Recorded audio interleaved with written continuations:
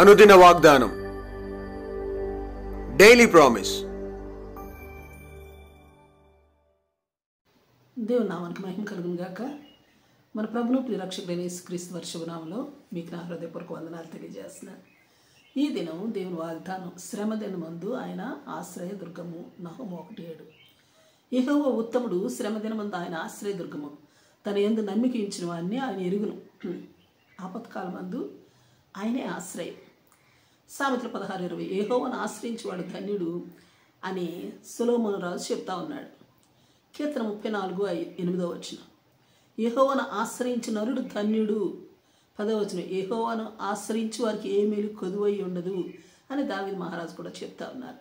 అలాగే 2వ కీర్తనలో అన్యజనులు చేసే అల్లరిని బట్టి, జనములు చేసిన వ్యర్థమైన తలంపులను బట్టి, భూరాజులు యెహోవాకును ఆయన అభిషిక్తులకును విరోధముగా నిలబడిన విధానమును బట్టి, ఏలికలు ఏకీభవించి చేసే ఆలోచనలను బట్టి, యెహోవా ఉగ్రుడే ప్రచండ కోపం చేత వారిని తల్లడింపు చేయనప్పుడు, అప్పుడు వారు త్రోవ తప్పి నశించినప్పుడు, అప్పుడు రాజులు భూపతులు బాధ నొంది వివేకులై ఆయన కోపం రగులు కొరకు మునిపే మరి యెహోవాయందు భయభక్తులు కలిగి యెహోవాను సేవించే వారందరూ ధన్యులు, యెహోవాను ఆశ్రయించే వారందరూ ధన్యులు. ప్రైజ్లార్డ్. కీర్తన 28:7. యెహోవా నా ఆశ్రయము, నా కేడము.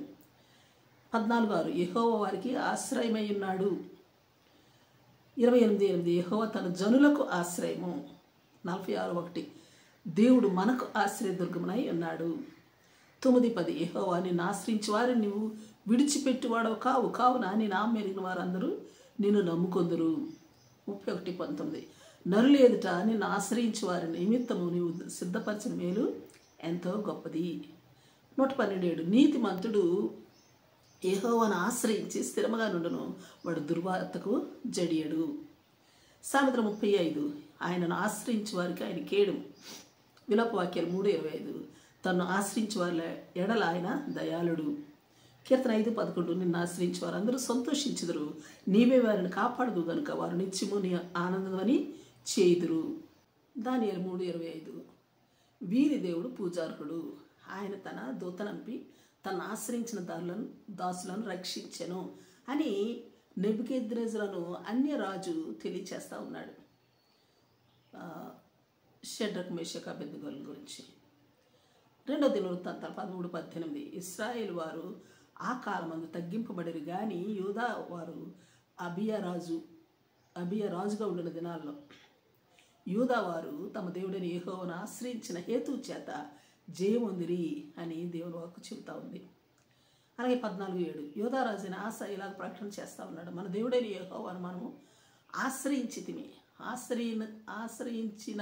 ఆశ్రయించినందున ఆయన మన చుట్టూను నెమ్మది కలుగు చేసి ఉన్నాడు, దేశమందు మనం నిరభ్యంతరంగా తిరగవచ్చు అని చెప్తా ఉన్నాడు. అందుకే మనుషులు నమ్ముకున్నట్టు కంటే యెహోవాను ఆశ్రయించట మేలు, రాజులు నమ్ముకున్నట్టు కంటే యెహోవాను ఆశ్రయించట మేలు. శ్రమ దినమందు ఆయన ఆశ్రయదుర్గము. అవును, ఆమేన్, ఆమేన్. ప్రార్థన చేస్తున్నాం. ప్రేమ కలిగిన తండ్రి, పరిశుద్ధుడాని పరిశుద్ధ నామమునకు స్తుతులు, స్తోత్రాలు, స్తోత్రాలు, స్తోత్రాలు. నమ్మదగిన దేవుడా, నీకు వందనాలు చెల్లిస్తున్నాం. దేవా, మా ఆశ్రయమైన వాడా, మాకు దుర్గమును కేడమును అయ్యున్నవాడా, మాకు నీ యొక్క ఆశ్రయాన్ని బట్టి, మీరు మాకు ఆశ్రయంగా ఉండడానికి ఇష్టపడిన విధానాన్ని బట్టి కూడా మీకు కోట్లాది స్తుతులు, స్తోత్రాలు, స్తోత్రాలు, స్తోత్రాలు. అన్ని పరిస్థితుల్లో మనుషులను, రాజులను, అధికారులను కాక నిన్నే ఆశ్రయించి నీ భద్రత, నీ కాపుదల, నీ నెమ్మది, నీ నుండి విజయమును పొందుకునే కృప మాకు మెండుగా అనుగ్రహించమని ప్రార్థిస్తూ యేసు నామములో అడిగి వేడుకొంచున్నాం తండ్రి. ఆమేన్, ఆమేన్. Praise Lord. రేపు మరొక వాగ్దానంతో మనం కలుసుకుందాం. ప్రతిరోజు ఉదయం ఈ కార్యక్రమాన్ని వీక్షించగలరు. తిరిగి మళ్ళా రేపు ఉదయం కలుసుకుందాం. దేవుడు మిమ్మల్ని దీవించును గాక.